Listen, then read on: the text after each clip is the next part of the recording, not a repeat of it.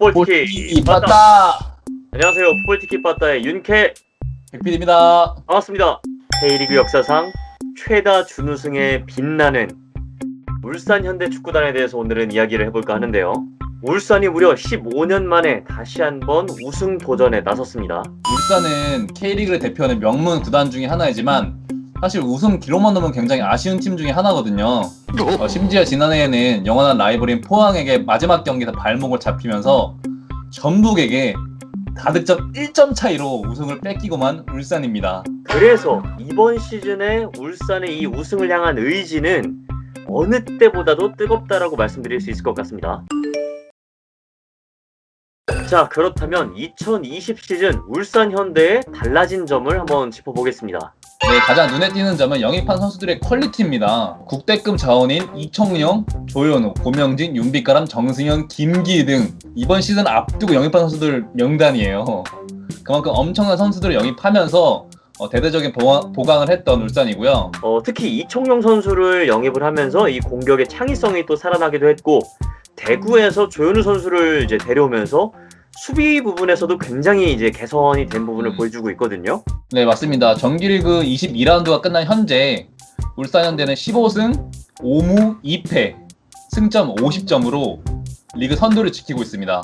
무려 45득점 그리고 15실점으로 최다 득점과 최소 7점을 기록하고 있는 울산인데요. 말 그대로 압도적인 퍼포먼스를 보여주고 있습니다.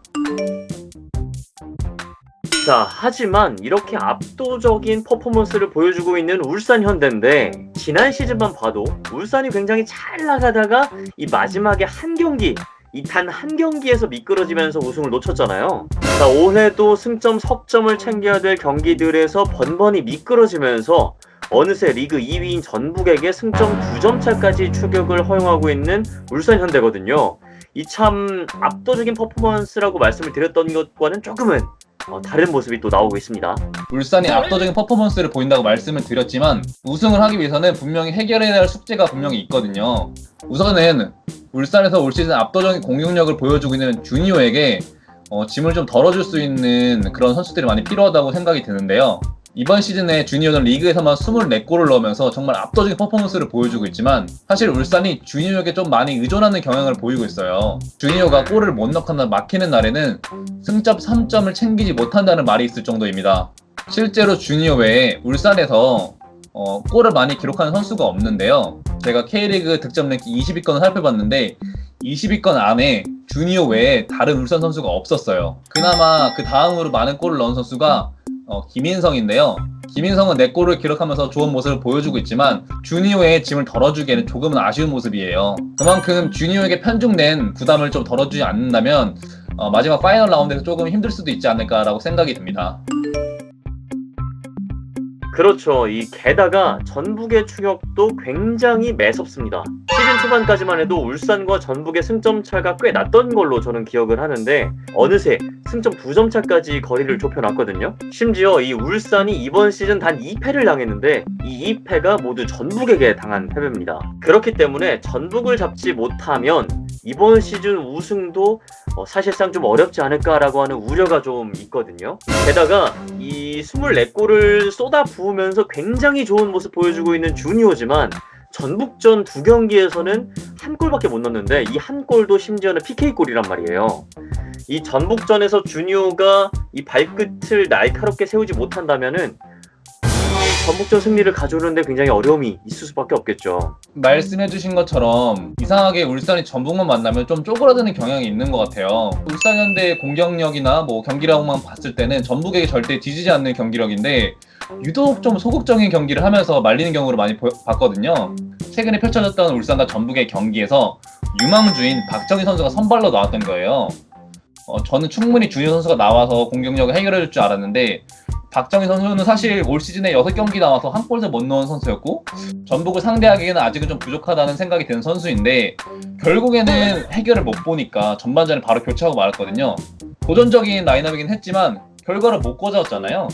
그렇기 때문에 김도훈 감독이나 울산 입장에서 굉장히 손해였던 판단이었고 결과적으로는 지금 전북이 굉장히 쫓기는 입장이 됐습니다. 자, 그런데 이 전북만 잡으면 우승을 한다 이렇게 말씀드리기는 또 좀 어려울 수 있을 것 같아요. 이 울산의 준우승 트라우마를 안긴 가장 치명적인 비수는 같은 동해안 라인에 있는 포항 스틸러스거든요. 뭐 다행이라고 할 만한 점은 이 울산 현대가 정규리그 2경기에서는 포항을 다 잡았잖아요. 그런데 이 파이널 라운드는 또 정규리그와는 다른 그런 게 있단 말이죠. 사실 요즘 포항의 분위기가 굉장히 무섭거든요.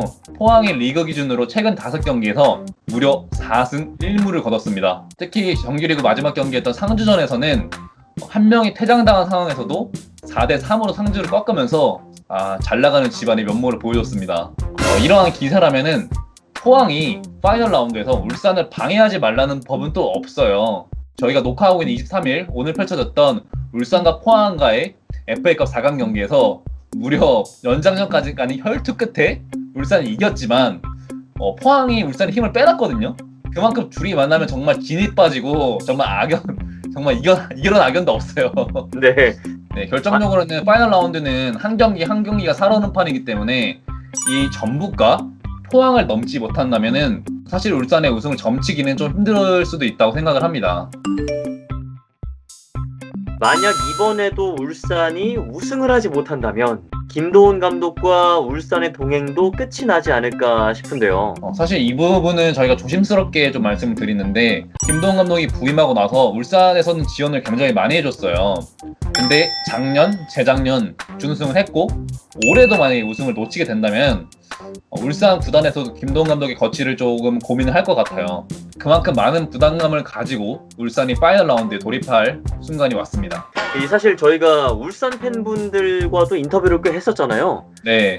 그런데 그 팬분들이 항상 하시던 말씀이 김도훈 감독은 꼭 중요한 순간에 한 번씩 미끄러진다. 이 불안감을 이번 시즌에는 꼭 해결해줬으면 좋겠는데 과연 김도훈 감독이 이 15년 만에 울산 현대에게 우승컵을 안겨다 줄 수 있을지, 심지어 FA컵 결승도 전북과 없습니다. 네. 과연 더블을 달성할지 아니면 뭐 우승컵을 하나라도 들지 아니면 완전히 몰락을 할지 참 기대가 되는 2020 시즌이에요. 자, 역시 K리그는 꿀잼이다. 캣꿀잼이다. 이번 시즌의 결과도 어떻게 될지 저희 풋볼티켓 바터와 함께 이번 시즌 우승컵의 향방도 함께 지켜보시죠. 풋볼티켓 바터! 잘 가세요. 잘 가세요.